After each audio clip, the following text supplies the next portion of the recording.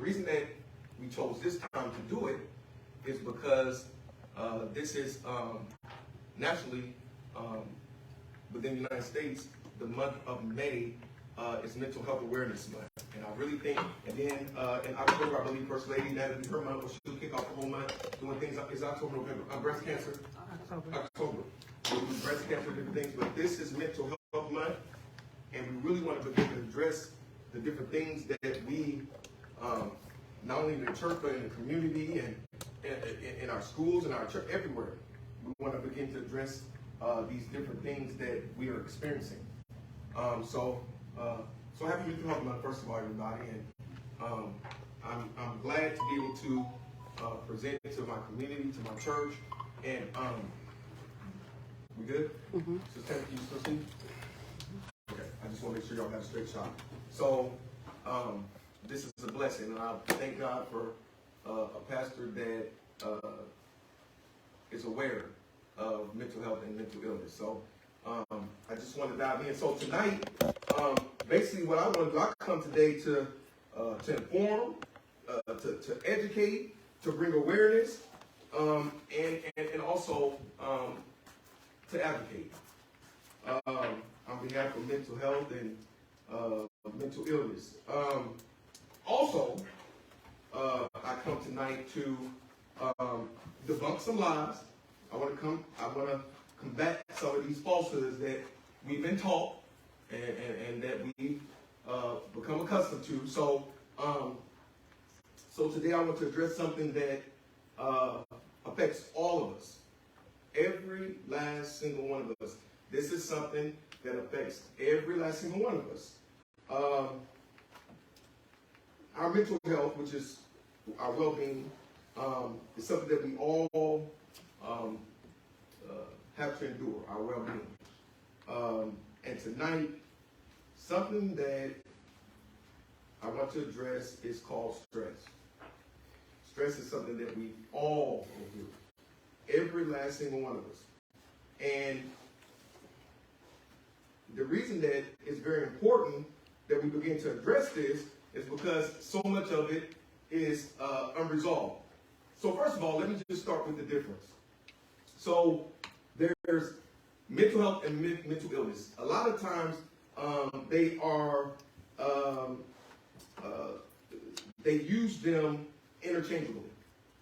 But they're two different things. They're two different things. Mental health deals with your well-being, your mental well-being. And mental illness affects thoughts and behaviors. So I always like to say that our mental health is preventative, while our mental illness, they're impairments. And if we would address the mental health side of things and make sure that we have good mental health and that our mental health is strong, we would be less likely to face or experience a mental illness. So we got to address these things. We got to address these things. Mental illness is not the same as feeling sad, unhappy, or stressed because of a difficult situation. Situational is what stress is. Now, and that is not what mental illness is. Mental illness are impairments on a regular basis that you feel and that you don't have control of. So understanding the difference between the two. Now, like I said, about they're interchangeable, they're different. Mental health and mental illness. So today we want to tap into mental health in an attempt to prevent mental illness. So this is preventative, y'all. This is a preventative measure. So let me get some stats, y'all, just to give y'all some stats. So if you look around you, okay, so you say that the table back there with Auntie Susan and the table with Jean, that's 5 people right there. 5 people. They all crazy. 1 in 5 U.S. adults experience mental illness each year. So what are y'all mentally in? Not I said it. 1 in 20 adults experience a serious illness each year. 1 in 6 U.S. youth ages 6 to 17 experience a mental health disorder each year. 50% of all lifetime mental illnesses begin by age 14. And 75% by the age of 24. Y'all, these are some stats. Suicide is the second leading cause of death amongst people ages 10 to 14. Wow. Now check this out. I want to address this real quick too. Preventative. It is extremely important that we are proactive instead of reactive when it comes to mental illness. We should not wait until the next school shooting. We should not wait until the next church shooting, mall, Walmart, movie theater. Don't wait until then. Get in front of the ball. We have been behind the ball and we are afraid to address issues. Now, let me say this too, because people have used mental health and people have used mental illness as a scapegoat. Yeah, they are. Everything that happens, out of Republicans, I'm just going to be straight with you. Everything that happens, instead of focusing on what the real issue is, y'all, America has a hate and a gun problem. Yeah, we do. And what they've done is they focus on, they blame everything on mental illness. That angers me. Why? Because it waters it down. It's used as a scapegoat. It diminishes the people who really have it. And if you really want to know the truth of the matter, here's the stat. People who are mentally ill are less apt to hurt others and more to hurt themselves. Come on. They'll hurt themselves before they hurt others. So every time something happens, y'all, it's not mental illness. And let me say this, and y'all write this down. Mental illness does not equal hate. Mental illness does not equal hate. Some things are just hateful. When he went into that grocery store, he scooped that grocery store out for 9 months, and it was the biggest black grocery store in that city, and he went and he drove an hour or something to go to that grocery store, scoop it out, map it out, went home. Came back, scooped it out, mapped it out, went home. Scooped back, mapped it out, and okay, now it's execution day. Now I'm going to act upon these feelings. I hate them, I'm going to go in there, I'm going to shoot that grocery store, and that's exactly what he did. That was not mental illness. That had nothing to do with mental illness. That was hate. That was hate. So don't get confused, y'all. There's a difference, okay? Now, so we want to be preventative today. We want to be preventative. And we want to address stress. Now, I'm not going to be up here and teach this the whole time. I'm going to have audience participation, so y'all might as well get ready. Because I have some other things that I really want to bring to your attention, even when it comes to our youth. Even when it comes to our youth. Yes, sir. Would it be bad for me to say nothing to do with racism or prejudice, but would it be fair for me to say a lot of times society or the people use mental illness for whites a lot more than they do for the blacks? Exactly opposite. Huh? Opposite. I'm talking about when it comes to the shootings, when it comes to this, and when it comes to things like that. Yes. And I hope I'm not going off, Right. but I just was listening to you as you said that, and that was a thought that hit my mind, because a lot of times that gives an excuse for some, and some of the things that some do, but then others don't have the opportunity, privilege to have that same excuse. When it comes to the criminal justice system, yeah. Okay. But then it's the exact opposite in society. Criminal justice system versus society. So in society, when we go to see a doctor, a therapist, whatever, and we get diagnosed, we are, I want to remember the statistics, so I'm not going to exactly call it out. I believe it's either 3, 4, or 5 times more likely to be diagnosed with a serious mental illness than our white counterparts. So, for instance, we're more likely to be diagnosed with schizophrenia, bipolar, and all these other things, while they may be diagnosed with depression, anxiety. We're more likely, 3 or 4, maybe even 5 more times more likely to be diagnosed with a serious mental illness than our white counterparts. That's why it's good to find practitioners of color that understand and that get it, because we are oftentimes misdiagnosed because of the color of our skin. It's a fact. It's statistically proven. Yes, sir. So, it's fair to say that when they do plead like temporary insanity, They're more likely to get it than us. Yes, sir. yeah, okay. Yep. That's why I said Pastor's absolutely right. That's criminal versus societal. So yeah. So what is stress? You can change the slide. Okay. So stress is a stage of worry or mental tension caused by, here it is, difficult situations. So let me ask y'all. Have y'all been stressed? Yes. Mm-hmm. Yes. True. Okay, so Right now. go around. Tell me why. What? Tell me what? What has stressed you? Life. Life. Okay. Bills. Bills. Yes, man. Lakers. Lakers. Okay. that has been stressful. Children. Children. The job. The job. The spouse. The spouse. Yeah. People, Kids. People. Attitudes. stresses me. Right. Right. Tony. Tony.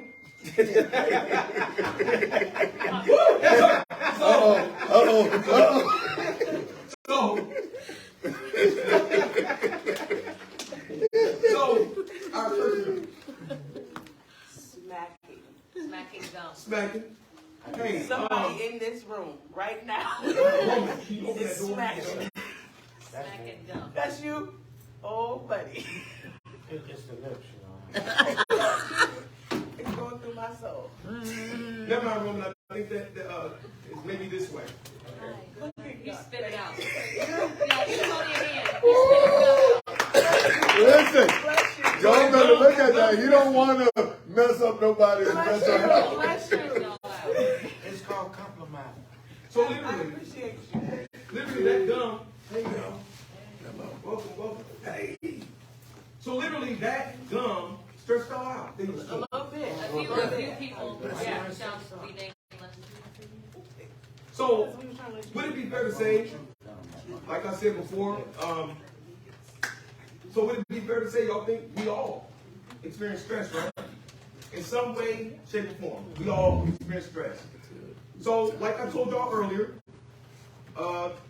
tonight, not only do I come to inform, educate, bring awareness,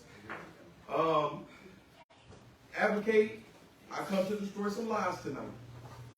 Some lies that we've been taught, especially, this isn't a church event, it's a community event, but let me touch on the church, especially in the church.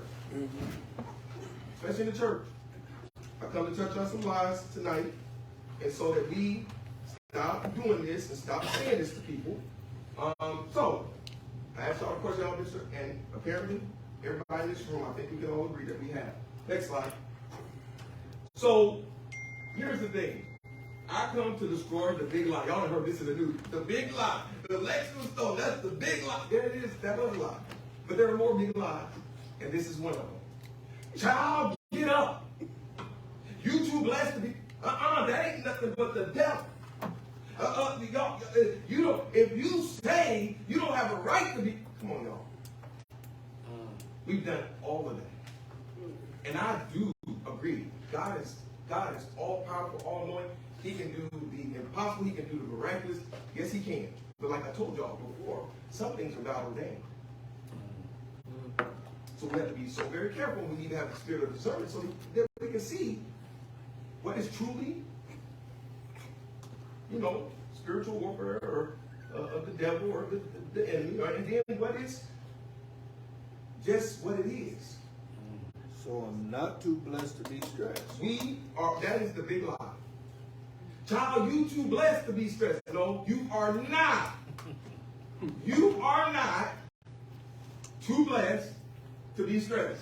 Y'all come on, repeat that. You are not. You are not Too blessed. too blessed to be stressed. to be stressed. You're not. That's been a lie. Okay? So I just told y'all a lie. What y'all been lied to all your life. Matter of fact, let me help you. As a matter of fact, you can be both blessed and stressed. Matter of fact, you can be both of them at the same time.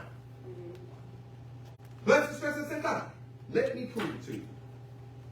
I get up in the morning, I'm over. I know I got all this work on my desk. I know I got deadlines. I know I got to finish this. I know I have to finish that. Work has been outrageous. Work has been overwhelming. Work has been so stressful.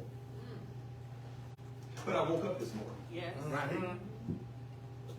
I can see. I have the activities of my limbs. Yep.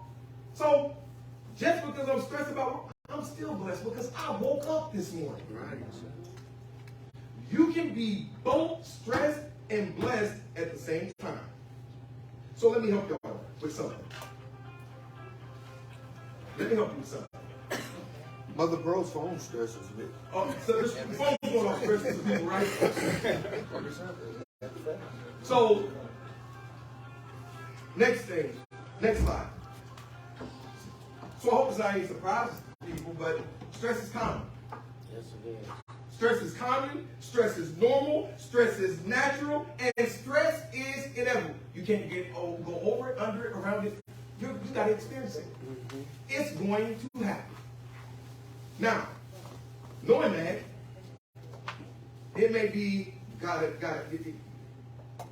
stress can also be, let me touch on that too. Let's go there. Stress doesn't always have to be negative. Stress can be something that also motivates us. I got to get this project done. I got to accomplish this goal. I got to complete an overdue task. Stress can also push us. It can be a positive thing at times. Small amounts of stress can be good. They can motivate you. But stress in general, normal, natural, common, it's inevitable. So, this is the fact of the matter. None of us are exempt from stress. Certainly know this. So, anytime somebody comes to you and say that you too blessed to be stressed, you tell them, no, I'm not. No, I'm not. Because none of us are exempt from it. We cannot avoid it. We can't dodge it. And here's the kicker. We most definitely shouldn't ignore it. Y'all, unresolved stress is detrimental. Why?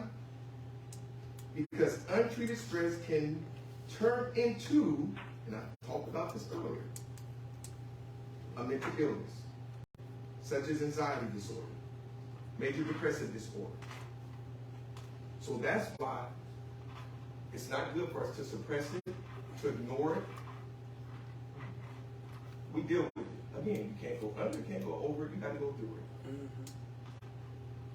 And there are ways to deal with it. There are ways to deal with it before it metastasizes and it leads to bigger things.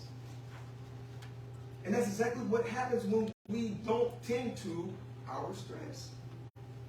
It becomes unresolved. Then it leads to bigger and worse things. So, let's talk about that. Tell me about some of y'all's slides. Contributing factors to our mental stress. It can be so many things. Guilt, lack of work-life balance, suppression, mistrust, backlash, then we life. We heard a lot of them in here earlier. Our children, bills, the company we keep. Come on. Lack of assurance. And that really, that's big. The lack of assurance. Because and whoever says that they wasn't stressed, they were stressed then. COVID-19 had us all stressed. We didn't know if we was going to die. We didn't know if we was going to be able to eat tomorrow. We didn't know if I had toilet paper. the toilet paper. We didn't know if we was going to have to we didn't know if we was going to have to go back to when we was poor using phone book paper. See, y'all Newspaper. Newspaper. We didn't know. Go to the store and the whole shelf wiped out. Come on, y'all. We didn't have no insurance. We didn't have no direction. We didn't know when it was going to end, when it was going to, it would start, it would stop. It would, man, we was all stressed during COVID. We had no insurance. Politics. What had me so stressed? Oh, had me so messed up. Y'all for real. Y'all knew. Y'all saw me come to church. I was a wreck. Yes, you were. Trump had me so stressed. Lack of work-life balance. All that. The lies. All of the lies. So, out of all the things that contribute, the factors to our mental stress, there's one thing I want y'all to pay close attention to. Out of that whole list, and one thing we do not do. And you know what? I'm glad that the pastor is here because he's probably the most guilty of it here. I'm the second. And Toya probably the third. Y'all, we do not self-care. Our clients call us, the members call us. We're at everybody's beck and call except our own. See? Sis. we don't self-care. Out of all these things that are contributing factors to our mental stress, we have to make sure that we make ourselves a priority. You got to make yourself a priority. You can't help yourself. You can't help nobody else until you're able to help yourself. That's why that saying on the plane is so true. Y'all, when you begin to deal with people in society, and it hits us twofold. Pastor, we counsel, and then we also are preachers, and then everything. Y'all get this. Preachers can speak on this. Everything that we see a lot of times, it can almost become a sermon. And I can walk through the airport and I see someone else. I say, man, that'll preach. That'll preach. That'll preach. And it's exactly what I thought when I was on the plane. And the flight attendant started giving instructions. Yeah. And she said, in the event in a preacher voice of an emergency, your oxygen mask will drop down. And when your oxygen mask drops down, you put your oxygen mask on first. Before you help somebody else. Well,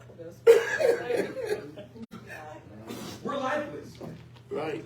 And we're trying to help other people. We can't even breathe ourselves. And we're trying to help somebody else breathe. Come on now. We don't self-care. We don't self-care. As pastors, as therapists, as practitioners, as moms, as dads, as community activists. What?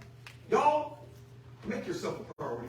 I got that one. That's why we so. There you go. We got the glove.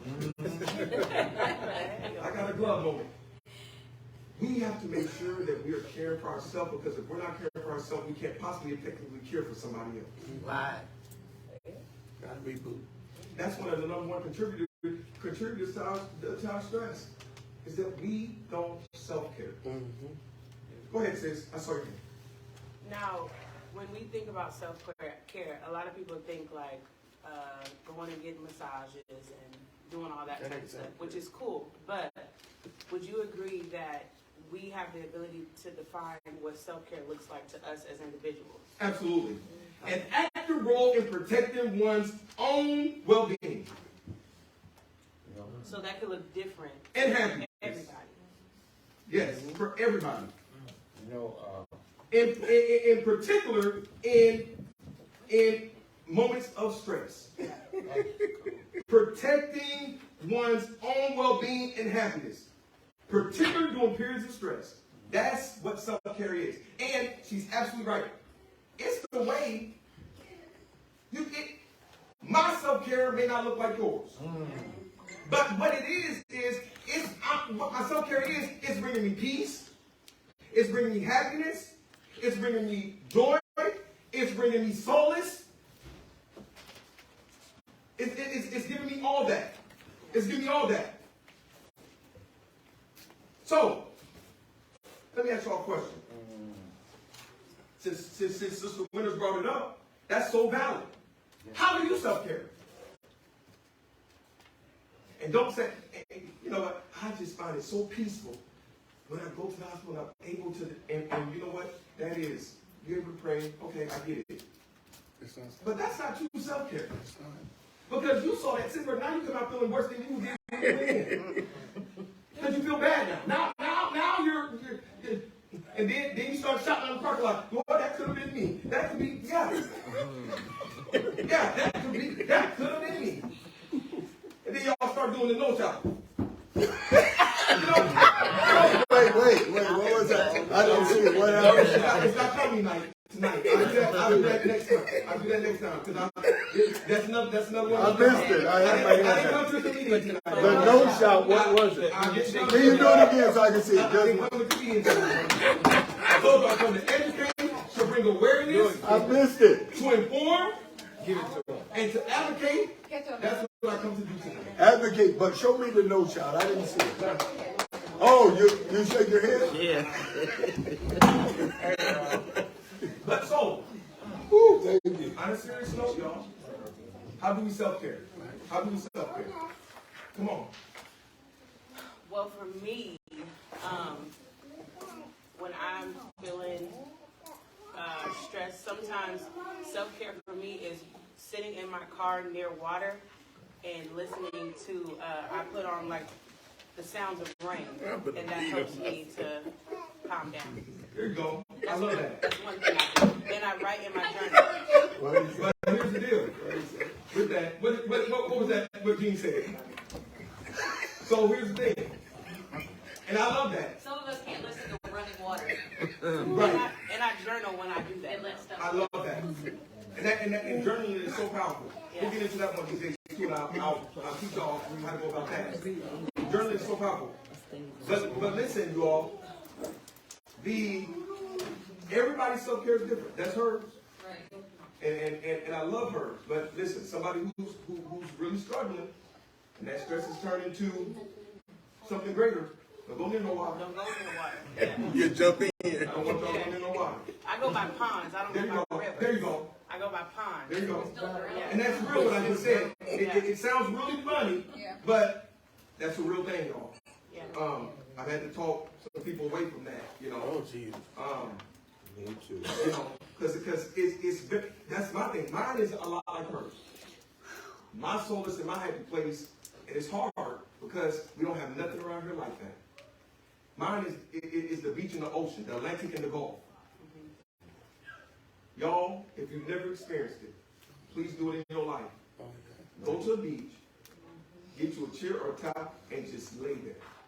And just the sound Yep. Of that water. of the water alone. I love it. The sound of the seagulls alone. Close your eyes. I'm telling you. And just experience it. Then get up from your nap. And then go put your feet in the water. Yes. Y'all, it's nothing like it.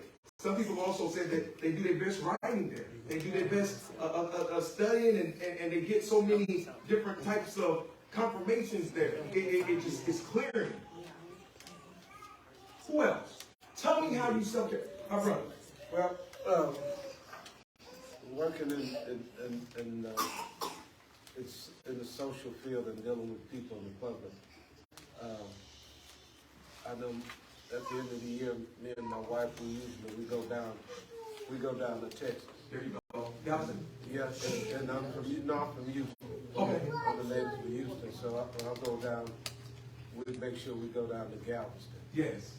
and just go on the island. Love it. And just to feel that ocean breeze and Nothing like have the opportunity to eat fresh seafood. Yes. Yeah, Yes. Lord. Not none of that stuff that you're getting in. Yeah, That's Lord. frozen I'm talking about right out the water. There you go. You know, fresh. Wow. And just being in a different culture where there's so many more people that look like me. There you go. In comparison to being in a state that is not that way. That's right. And just the camaraderie, because that's my home. Right. You know,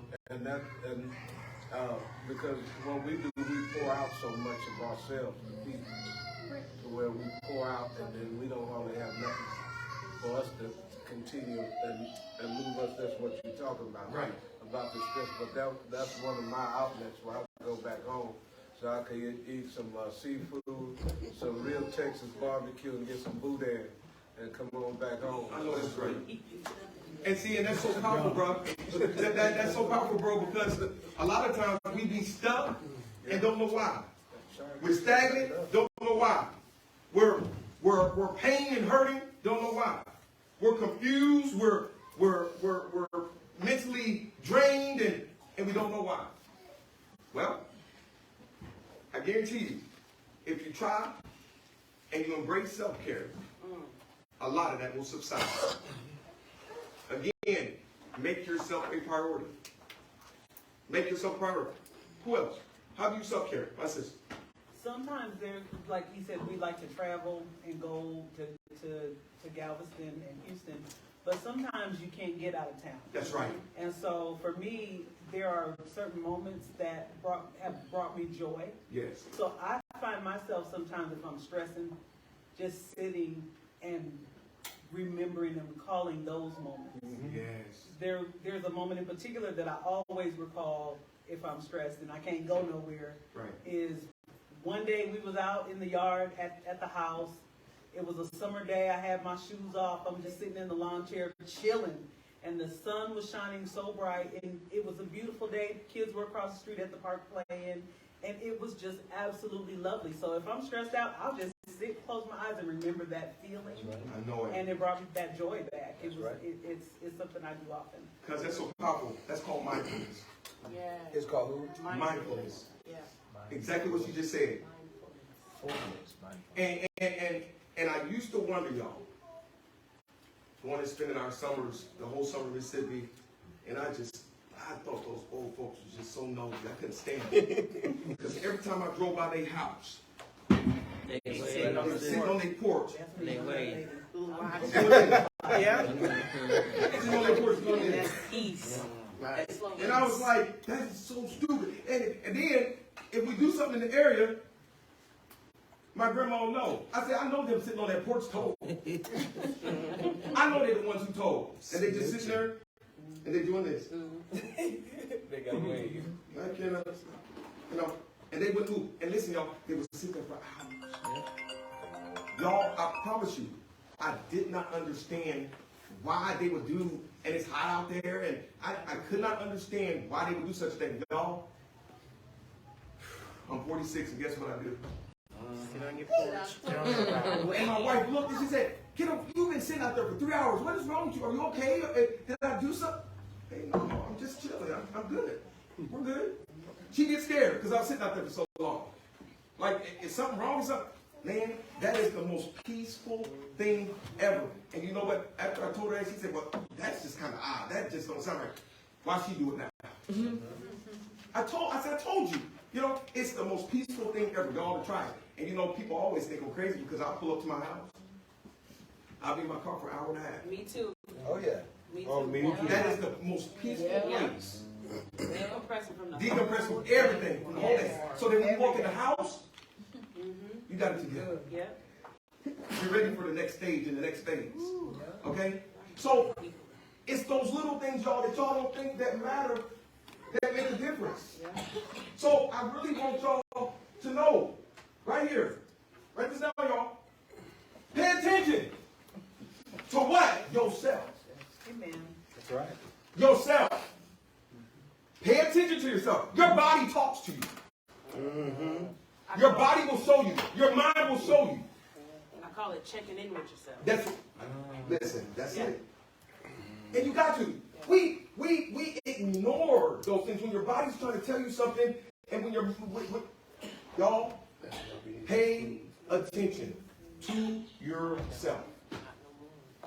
Pay attention. We don't do that. We don't do it. And then it catches up with us. And again, this is preventative. Stress is going to happen. Stress is inevitable. Stress is natural. It's normal. It's going to happen. You can't avoid it. But when it does, you deal with it.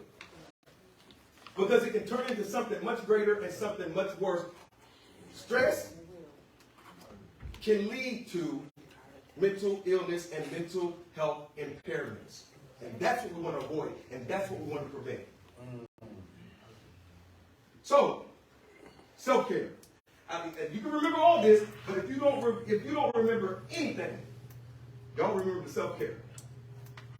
Stop letting y'all's clients at the shop and the beauty salon drive you crazy. Stop. Listen. My clients had an appointment. You missed it, and then you had a mental breakdown 3 days later. Nope, you should have came to your appointment. Because other people are in there now. I would love to see you. I would love to talk with you. I would love to help you process this. But now, somebody else's time is there. And I just can't get you in. But you should have came to your appointment. So I'm not going to allow you to drive me crazy, even though I care. And when I first started, I would move mountains. I'd stay there till midnight if I had to. But I can't do that because I was neglecting myself and other things. Now, we are in a field as pastors, as practitioners and stuff that, leaving at the church, leaving at the office, that's almost impossible. Because when you really care and you're really passionate about what you do, that's hard. Impossible. That's hard. Right. So, I'm not ever going to tell nobody to do that, but I will say balance. Balance that. You can still care without acting upon it. They need me right now. I'm going to get up out the bed. We supposed to be, I'm going to check. No. Sometimes there's nothing that we can do about it anyway because it's out of our control. Control the things that you have control of. That's another thing right there that causes stress. We try to control the things that are not in our control. My brother. Yeah, not just in the field of pastoring and social worker and job. I'm a contractor, and I used to do bend over backwards for people that had steak eyes but hamburger money. There you go. You know what I'm saying? So, and it stressed me out to the fact that I end up giving them some of my beef to make their hamburger, make their steak look better. Yeah. So it was to the fact that if they weren't satisfied, it would stress me. To the fact that I'd be at home and then I end up growling at my wife. True. Okay, here goes my stress relief that I learned. The bathroom and the mirror. Right. A lot of times I'll be in that bathroom and I look at that mirror. There you go. And if I don't like how I feel, it'll show in that mirror. Yeah. We know our stuff. Yeah, so that's one of my strengths because my mom told me, how can you help somebody in a pond that's drowning when your boat have a hole in it? There you go. You know what I'm saying? That's So, true. I used to ask her all the time because I was a smart guy back then. Put them up in the boat and we both paddle to shore. Stupid, but it meant by what you said earlier. You gotta take care of yourself first. That's it. So that's what she meant by what she was saying. But that's my stress relief. One of them in the bathroom looking in the mirror. I love it. And that's the fact. That's why I got a mirror in my office. Y'all think I have clients looking at it. What do you see? Y'all, it's powerful. The mirror's a powerful thing. Next slide. So, when I say pay attention, there are signs of stress and mental health challenges. Irritability, anger, impatience, anxiety,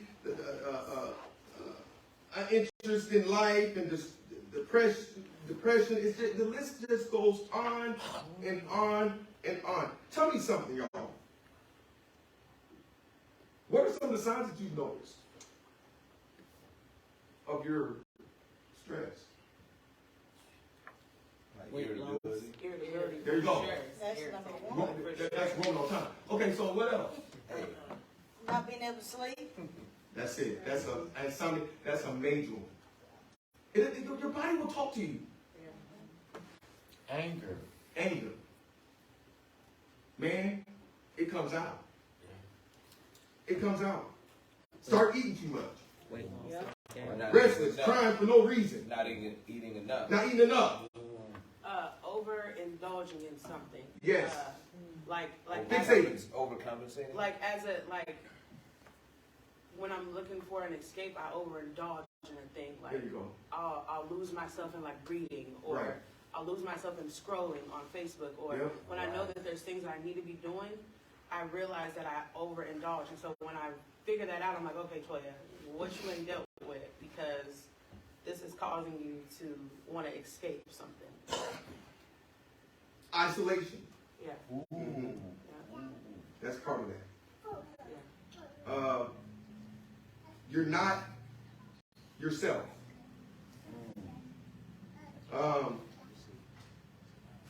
So sometimes we don't know. Sometimes others don't know. Sometimes we know and others don't. Sometimes others know and we don't. But pay attention to yourself and others. And let me tell y'all something. Now look, and I know that camera's on, but we as people, and we have a right to be because of what we've been through all our life. But we have a tendency, our perception can be off sometimes. And then sometimes it can be on. Sometimes people are being nosy for real. Let's just be honest. But sometimes people really do care. And so I'm telling you all this. In regards to mental health and even mental illness. See something, say something. Don't call out for y'all colleagues, y'all brothers, y'all sisters, y'all family members, y'all colleagues to walk around and you say they're not themselves. Something ain't right. Something's off. I sense something. Don't you dare allow for an individual to go on like that and you not say a word. Y'all, I'm trying to help y'all to live without regrets. That's the main thing we heard. Oh, I should have. Oh, I could have. Oh, I wish I. No. If you see something, say something. You don't even understand the power of your words. But, and even so, we talked about the statistics of suicide earlier. Even so, to the point of suicide, people who want to commit, they want to do it without nobody knowing, nobody saying that, nobody talking about. They don't want. And just your little word, man, I've been thinking about you. How you been doing? Let's do lunch sometime. You all right? Okay. Wow. I just want to check. That right there just triggered them and said, man, I was going to do that tonight. Wow. I'm doing it now because they see something. That could have just thrown them off and prevented them from doing what could have been detrimental because you said something. Right. See something, say something. Don't you allow for your friends, your family, your colleagues, to walk around and you sense something's off, they're not themselves, and you not say a word. And that goes for your kids too. Y'all, I'm gonna make y'all, I'm gonna plug y'all real quick. I'm gonna give y'all a seed. Because, brother, yeah, before I give y'all a seed. When you stated that, and a scripture just ran straight to my head. Come on. Death and life is in the power of the tongue. I told that, did I not? Yeah. Death and life is in the power of tongue, and it's sometimes we need to harness our tongue, but sometimes we need to open it. Come on. And say some words that's encouraging. People here who go by born again believers don't sometimes even communicate to people or let them know about the love that you claim you got. So You saying something?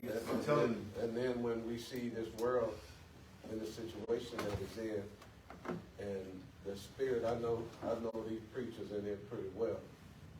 They're good friends of mine, all of them, and some of these people, all y'all good friends of mine, but that evangelistic spirit of just going out and telling people. That's it.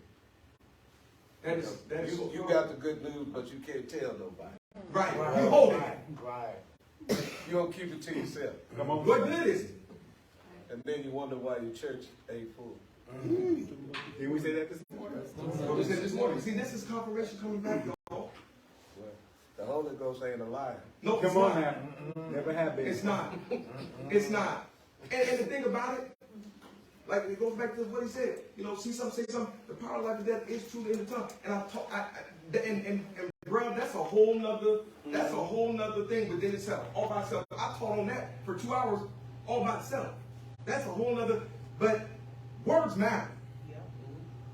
Words matter, y'all. And here's the thing. I've always wondered, you know, individuals who are stressed and stuff, and we can really help. I've always wondered, what is it about being nice? It don't cost you a dime. It's free. It don't cost you nothing to be nice. I get it. Sometimes we're frustrated, sometimes we're irritated, sometimes. Deal with it, fix it, and let's move on.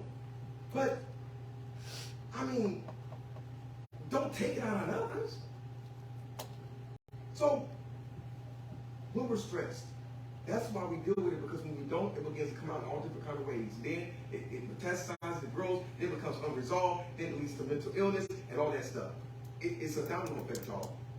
That's why we are talking about this during Mental Health Month, because we want to prevent these things from happening. So when we look at it, these mental health challenges, there are signs, and our body will talk to us. It'll tell us. So y'all, when we pay attention to it, we can intervene even with others without even knowing, just the words that we say. If you never know what somebody's going through, that's why we got to be careful. If you never know what somebody's going through, they can be stressed, and then we're that person that can pull them off the leg or push them right over. So words do matter. Words really do matter. So pay attention to the signs of your mental health challenges, y'all. There are many, there are many, there are many. If you're suddenly crying, there's something wrong. If you're not sleeping, there's something wrong. Or feeling like you need it. Yes. That's like insurance too. Yeah, all of that. These are signs. Worry, commonly. All of these things, y'all, they matter. So, next slide. How do we combat these mental challenges? Y'all, listen. One thing I want us to take out of our vocabulary. There are words that we use, and like I said earlier, words matter. And I've told my nieces and my nephews to stop using this stuff. Brittany especially, because she antagonizes people and she escalates stuff, and she knows that there's only one word she got to say. Brittany, what's the one word? Let me say it with the camera on. Huh? Let me say it. Yeah, you can say it. Are you No, not that. Not that word. Not that word. Let me ask, I'm giving you a hint. What word will make your sister Candace come out of her own? Crazy. Stop saying that word, y'all. Crazy. Y'all use that word so loosely. Yeah. And that word hurts. It offends. It digs. Triggers. It triggers you. Oh my God. If you want to trigger, call it crazy. It's speaking life. You say it, it activates, right? Yeah, it does. It does activate. So, and then, once the sisters knew, and the brothers knew that they could say that word, and she come out of her skin, they started using it more. Forgive me, Lord. Yeah. So, the way that, No, forgive me, sister. I'm the saying, way that Lord, we forgive me combat for these doing it. things, the way that we combat these mental health challenges Number one, I tell y'all, stop dancing around it. Normalize it. Normalize it. We are not too blessed to be stressed. We're not. We can be stressed and blessed at the same time. We're not. So what we need to do is we need to normalize it and let people know it's okay. Hey, I get it. I mean, I go through the same thing you're going through right now, but I've been there, I've been stressed to no end. Normalize it. Because when you normalize it, that causes people to talk, that causes people to communicate, that causes people to come to you and tell you how they feel. And this is why we need to normalize it. Why do we need to normalize it? The reason that we need to normalize it is because people are suffering in silence. Yes. Yep. Man, it broke my heart. I had to go on for half a day. And I didn't even know it would affect me like that. Man, one of my favorite stars was Twitch. Right. He was like my favorite person. He made me so happy. Every time I saw the dude, he was smiling, laughing, and dancing, and he was a beast.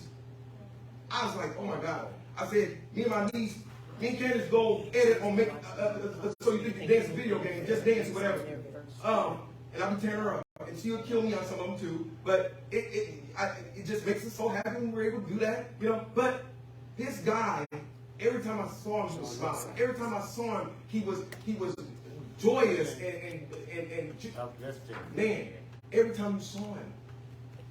And then I wake up in the morning and they said that he walked down the street and took his life. I was like, no. I said that's a lie. You know how sometimes they say somebody dead and they're not. I was like, that's a lie. Man, they start popping up everywhere. I said, oh my God, this is the truth. It messed me up because after that, then I got in my own head like, he was rich. He was happy. He Had everything. had everything. Bro, they showed his house. Just to move in it. In California. I'm like, dude had everything. We thought. Evidently he did. We thought. He was suffering in silence. That's why we have to normalize it, because when we normalize it, it makes it easy for people to come forward and talk to you and to express themselves and to tell you what they're going through, and so that you can help them deal with it. Too many are suffering in silence. Another thing, Denial. to combat this, parents catch a hold of this. We have a habit of telling our children, you don't have a right to be stressed. You ain't got nothing to worry about. You don't pay no bills. All you got to do is go to school. You don't have a right to be stressed. Why are you stressed? You better get up. You better listen. I'm going to plant this and I'm going to tell y'all, our kids can be just as stressed as we are, if not more. That's the truth. We are sending them into a danger zone. That's right. When they go to school. Every day. Every day. They're battling with low self-esteem, self-worth, feeling inadequate. I don't have what she has. I don't have what he has. Oh man, they look better. Identity crisis. Identity. Every day. Bullying. Then they turn around and get bullied. That's right. Then they turn around and they get told that they're not smart. Or they're trying to compare. That's a dangerous thing, comparing yourself to that kid over there, and that kid's smart. That man, they always get A's and then why do I? So our kids can be stressed to the max, even more than us. Let me tell you how and why. Because as adults, a lot of the reasons why we are stressed is because of our childhood trauma. Come on, come on, come on.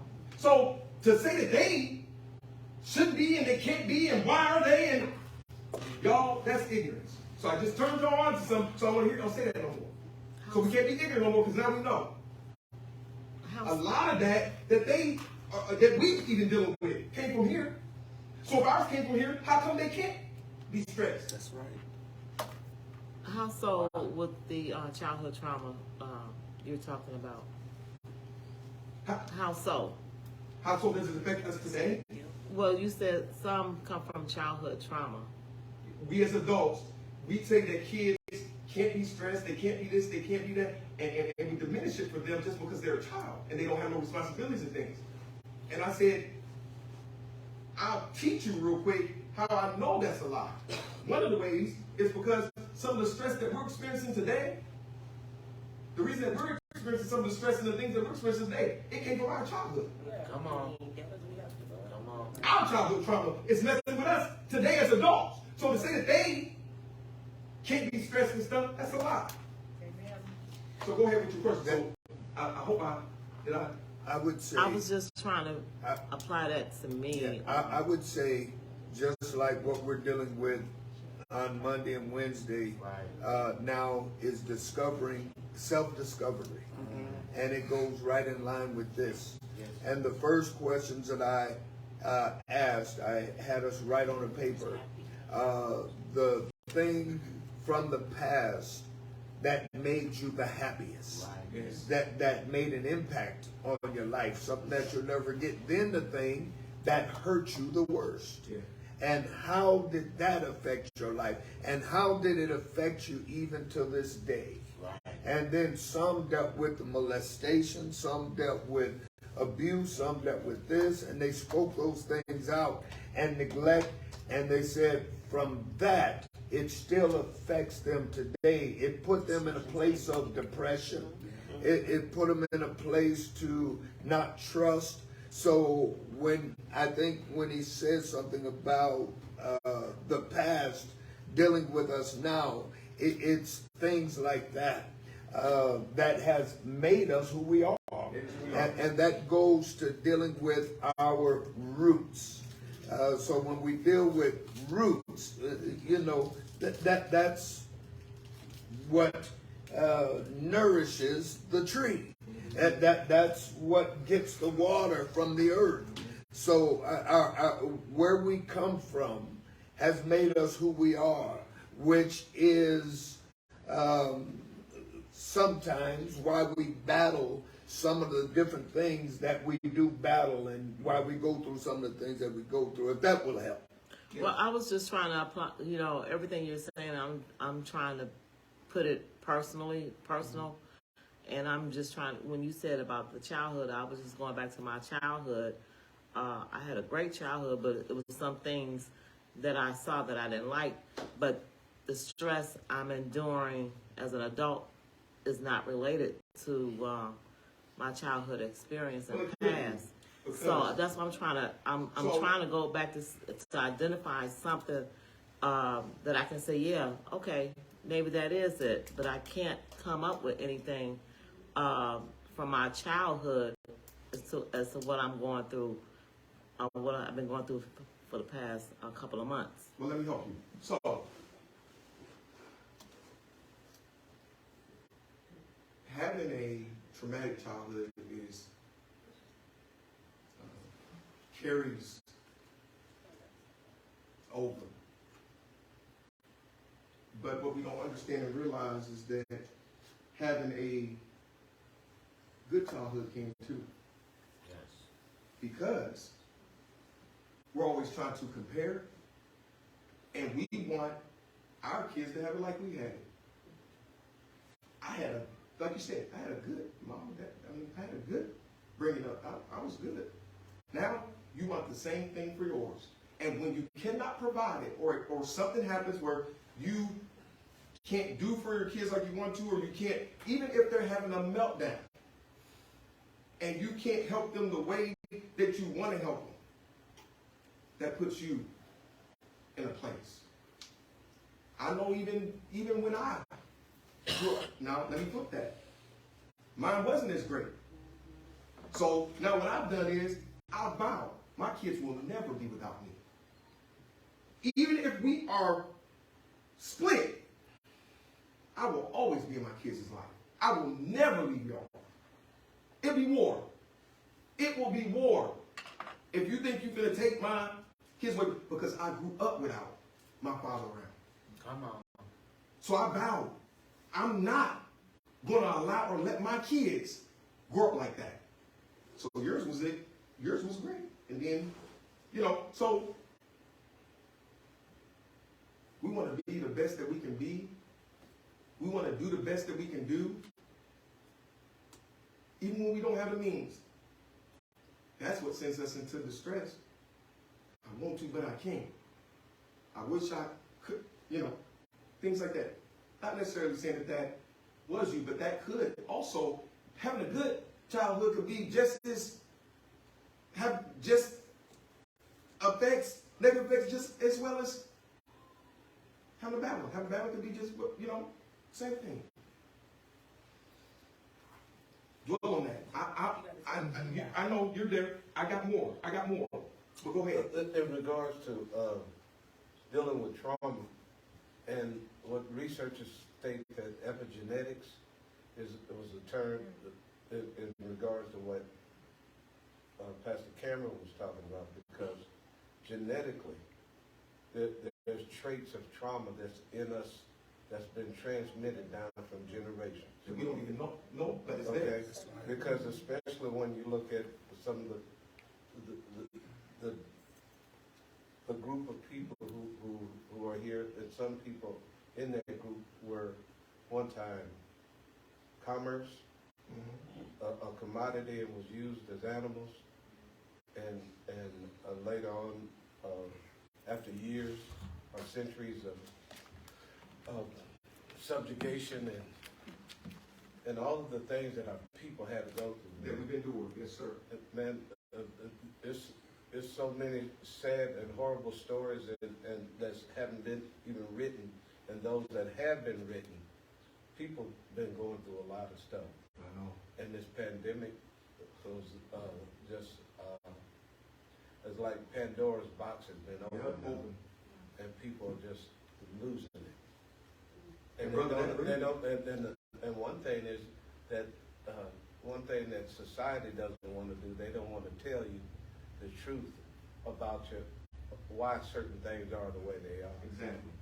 And then we're sitting up here hustling for $1, trying to make it in a society that wasn't created for you.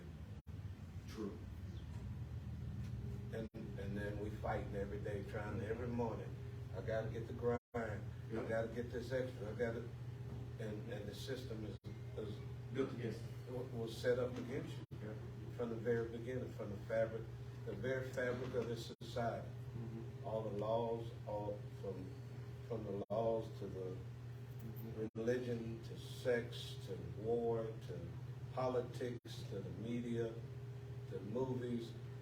It's all entangled in that nonsense that they're putting in our minds. Exactly.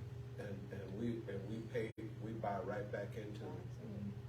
We work hard like a dog, and then we give our money right back to them. But we're not supposed to be stressed, right? Yeah, we're not supposed to be stressed. Right. Just like they did in Montgomery with that boycott. Yes. When the folks boycotted.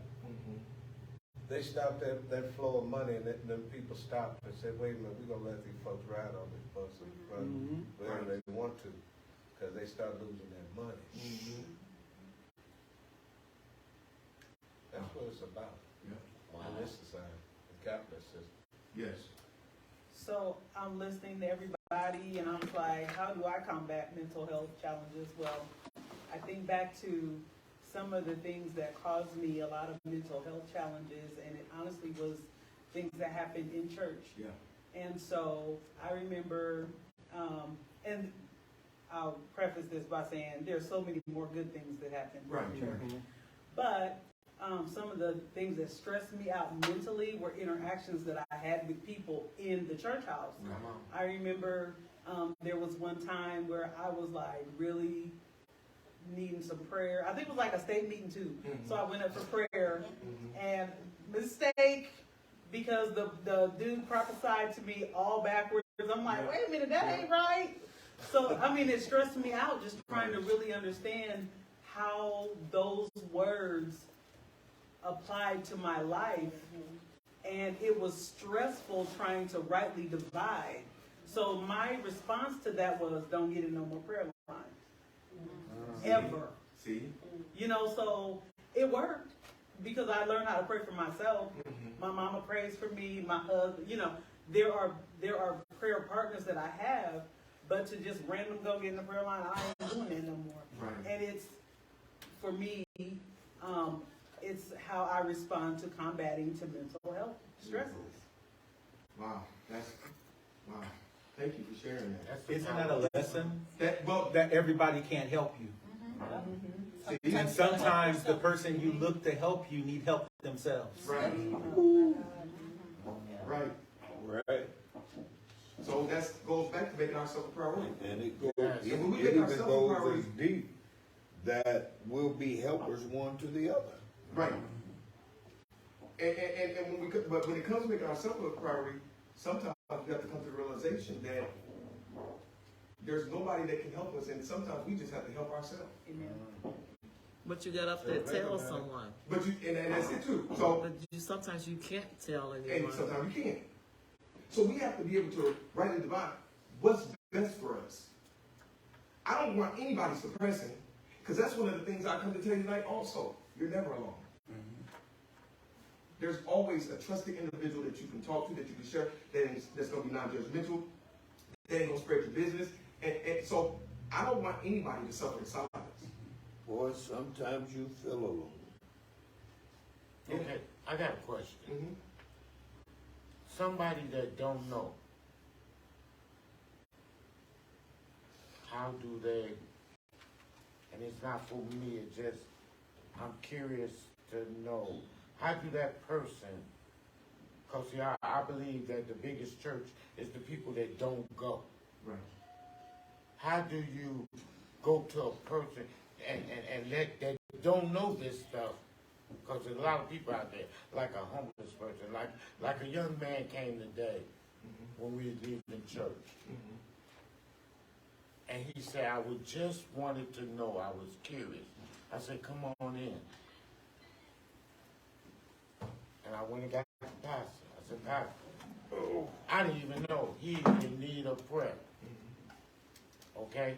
But how do a person know that they could come, or it's out there, that these things are out there for them? Well, that all comes from, and I had wrote this down when it comes to this, come back and then talk charges.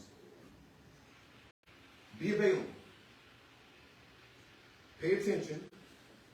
Keep an open mind. Communicate. All of that stuff will help them who don't know, who need to know, that may just be in between. Make ourselves available. Be approachable. Be kind. And I guarantee you, it happened today. You just said it. He didn't know. But he saw you, and people will watch the way we live, the way we interact, the way we act. That's why we got to refrain from acting like a donkey. That's how I play. Yeah. We got to stop doing that, because people are watching us, and people that are in need, and people who are in stress, in mental, they have mental health challenges. If we act like a donkey, they most definitely gonna come to us.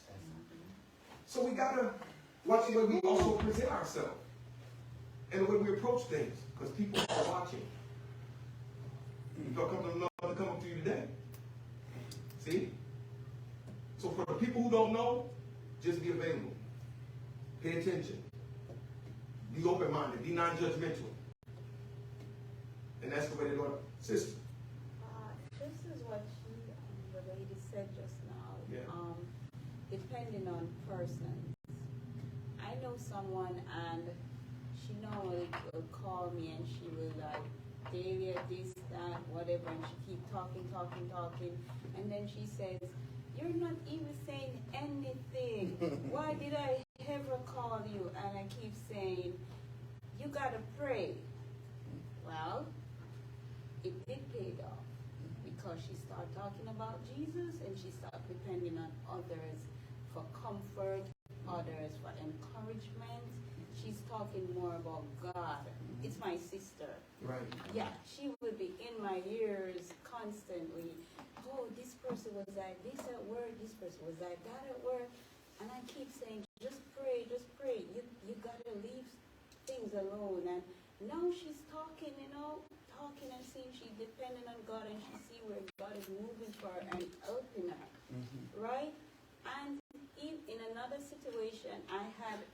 Jamaica.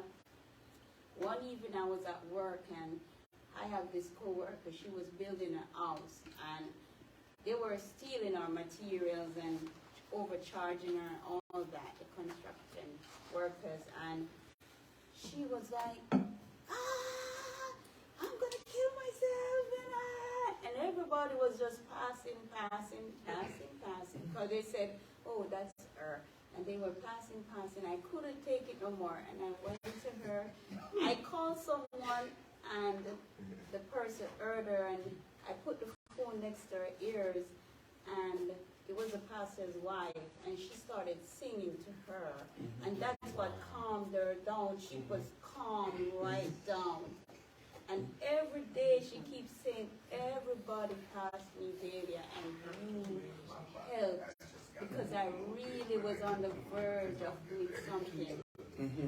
Right. Exactly. Right. And you know, sometimes, sis, that brings up the point, like you said. I'm glad you didn't say nothing that one time, because sometimes it's just for us to listen. Sometimes we stress people out by talking too much. That's right. Yes. That's right. Sometimes all we need to do is just listen. Yeah, sometimes they just got to get it out. Let them get it all out. My sister. I am a suppressor. Yeah. I am truly a suppressor. And I'm listening to all of this. And it's really funny because I've always been a suppressor. Because I always help everybody else. I'm always the one people come to. I'm the listener. You can tell me anything. You never hear it ever anywhere because I don't talk. And it's hard for me to find a person that I can talk to, because if I start talking and I get cut off, or you don't want to hear what I'm trying to say because I give a detail you don't want to hear, and you cut me off and start talking like you can fix it, I'm done. Right. So I am the ultimate suppressor. And the way that I self-care, and I haven't done it in a long time, I can kick my own self in the throat, but I walk. That's it. And I walk until I don't think anymore. There you go. And then I realize sometimes it's a real long ways and I gotta go back. But I walk. And one of the places that I find the most peace is one of the places that used to just give me a headache driving by, and that's the cemetery. And after my dad died, I just found solace there. And a peace there that I never felt before. And I know every inch of Glendale. And the more stressed I am, the more hills I find. And I walk the hills. And I walk. And I walk and I walk. And then it's like, oh, okay, it's time to go home. Oh, dang, I got to go all the way back to get home. But by the time I get home, I'm tired. Right. So I'm good. Yep. And I can face whatever comes at me. But to find someone, in my entire life, I have never been a girl's girl. Girls didn't like me because I wasn't, I was smart. I mean, I was in the top 10 of my graduating class. I got A's. I had a lot of hair. Don't know what that even had to do with anything. And so they didn't like me for whatever reason. I don't know. And most of my friends were boys, but they were just friends because they didn't like me either because I had eczema, so I didn't have beautiful skin, and I wasn't perfectly shaved, and I wasn't the ultimate athlete, you know. So I'm a suppressor by nature because that's how I kept me safe. So, you know, this is amazing because I love and hate at the same time what Pastor's doing, because I write stuff a lot, and it's like, this is gonna scare me. And I don't cry. I'm probably the one female you'll ever meet that don't shed tears, because I figure if I ever cry, I'm gonna flood the city. It's just what's gonna happen. So it's creepy to me, but it's really good and it's really needed. And I may never find that one person I can talk to and just know that what I have to say is going to be heard and listened to. It may never happen, and then again, God only knows what may happen. But one of the things that happened today when Pastor was like, what would you give up for God? I'm giving up my job. Wow. I got 7 days to go, and each day that gets closer, I get happier and happier and happier, because that job was stressing me to the fact that it was making me mean. Yep. And I'm not a mean person. Right. I would look in the mirror and just not even want to look at what's looking back at me. I wouldn't go walking, because by the time I get through doing 12 and 13 hours, I was tired. And I was working 72, 76 hours a week. So I wasn't able to even breathe. You just go home, eat something, and go to bed. And then get up at 2 o'clock and start all over again. So the job no, there was no self-care. The job got to go. I was trying to reason with it. Well, if I stay, I can do this, I can do that, but maybe, and I'm dropping the job. Because I want to join the choir. I want to do things at church. I want to do a lot of things, but I had no time. And what will I give up for God? Yeah, the job got to go. The 31st of May is over. And I'm going to just let God do what God's going to do. Because I put in for Social Security for 40 plus years. I'm going to get it and let God take care of the rest. Amen. Congrats. Congratulations. That's real. Yeah, I remember, like, when I was living in Canada, I was going through something, and I went back to Jamaica, and I didn't went to my house to stay. I said I wanted someone. I was like forever leaning on people for comfort, leaning on people, and I was like, my church sister in Florida, she told her sister, she said, you take care of Delia. You let Delia stay with you. And I was at her house, and whenever I'm want to talk, she would carry me to the bedroom and put me at the bedside. You go down there. Every time. When it's not prayer, it's fasting. Till I develop my own way to rest in God, for God, and to lean on Him, because that's what He wants.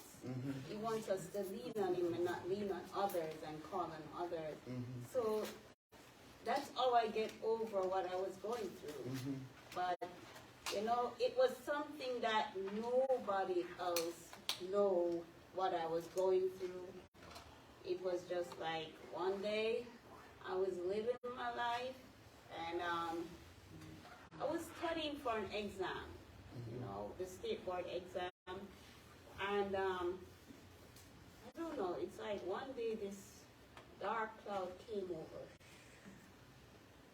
and I wasn't sleeping. I could not breathe in the house. I used to open the door. That's how I could breathe. I could not lock. And my husband was like, have to go to work, I can't stay with you. And I'm like, I have anxiety attack. I'm having anxiety attack. And I'll be going to the doctor and doing all these tests and all these things, and no answer. But I was going through something. But then, well, I was a Christian, but I really wasn't. I didn't have faith. I didn't know God yet. But I called my pastor wife in Jamaica, and she was like on the phone for the entire night, reading the word to me, praying. And along the way, each time I keep having pastors as my friends. I don't know. And then I went to New York. I left from Canada to Jamaica, then I went to New York. It's like I was going around, like a ship without a sail. And, I went to New York, and I was there, and a lot of persons keep connecting me to people, and persons will be going to work, and they will be having devotion every morning with me. I will go to a church and visit, get a pamphlet, and I go to church and visit, And then there goes, it's a pastor. And I was in Canada working, and I never liked night shifts. It was like home care, you had to work in someone old. I didn't like it. I don't like night shift by myself. And he was like, guess what? You're going to do this job. You're not going to leave this job. You're going to do this job. And anytime after 2 a.m., you call me and I will be on the phone talking with you right through until you're ready to leave.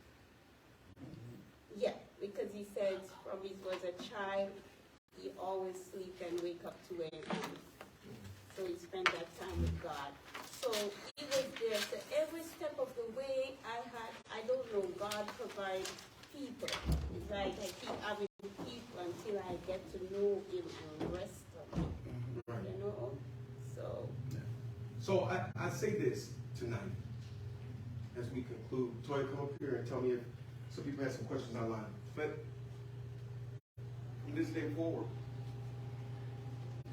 I want you all to give yourself permission to relieve your stress and to be stress-free. Now, okay, good. So,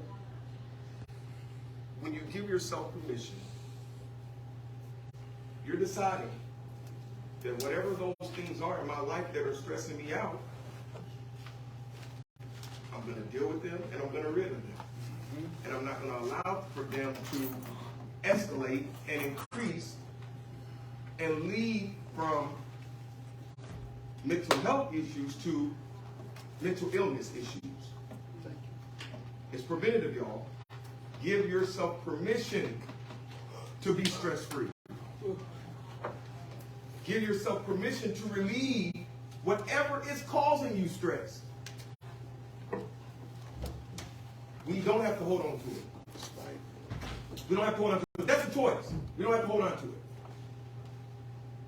How do we do that? Well, one of the ways we give ourselves permission is to refrain from trying to control the things that we don't have control of. We spend so much time trying to control the things that we have absolutely no control over. Yeah. Y'all, it's time to give ourselves permission. Different mindset, different ways, changes, adjusting. Be free. Be free. Okay, sis. I just wanted to say that one thing that I practiced when I learned that I needed to start giving myself permission to like feel and like deal with it and let it go. One thing I do, like I said, I journal, but I feel, but I know statement. So right now I'm feeling this because I need to identify the feeling. So I feel this. This is the emotion that I feel. This is what is attached to it. But I know this. I know that I don't have any control over this. I know that, or I'll encourage myself like through the word or something like that. And that's what's helped me to feel it, but then not hold it, if That's that right. makes sense. Right. So I practice, I feel, but I know statements.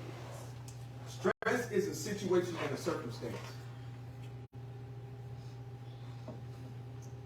We overcome those.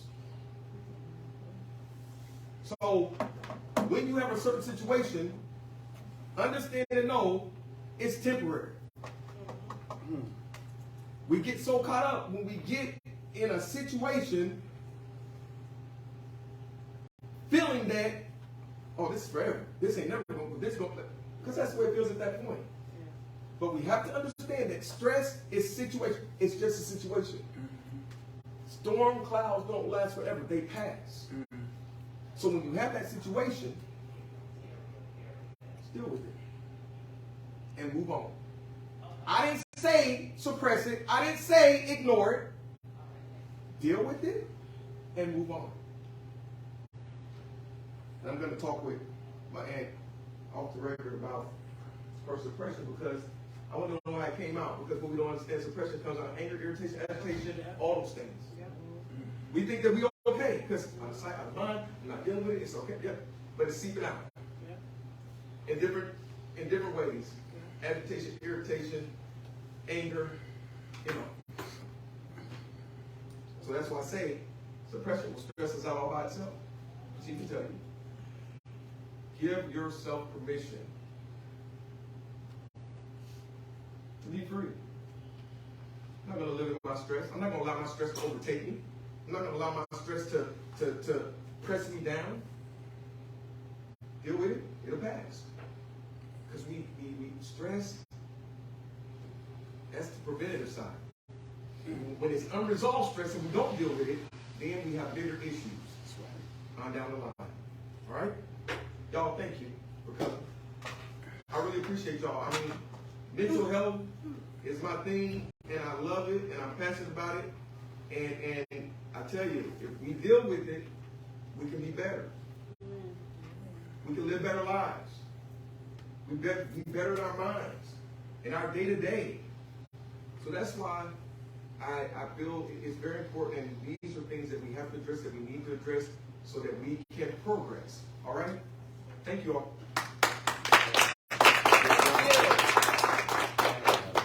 Pastor? I just enjoyed what I heard. This was your night. I don't need nothing to say. Okay.